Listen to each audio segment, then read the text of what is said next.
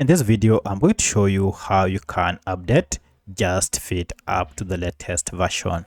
By updating your JustFit app, you'll be able to get the latest features that comes with this app. You'll also be able to fix any issues related to the app that might be hampering functionality.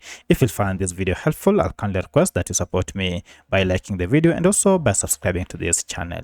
Alright, to update this app, we need to go ahead and find the app through Google Play Store or App Store if you are on iPhone. For my case, I'm on Android, and therefore go ahead and go to Play Store here. And from Play Store, just go ahead and search for your app like this, JustFit. And to search, here it is. I'll go ahead and tap on it, and you can see we have an update, which means I've been using an outdated version of JustFit workout app. To update, go ahead and tap on update, and this will go ahead and download the latest version of JustFit workout app and install it on your smartphone. Once this has been installed, you can proceed and tap on open to start using the latest version of JustFit app. So that's how you can get the latest version of JustFit app on your Android smartphone or iPhone. If you have any other question, kindly let me know in the comment section.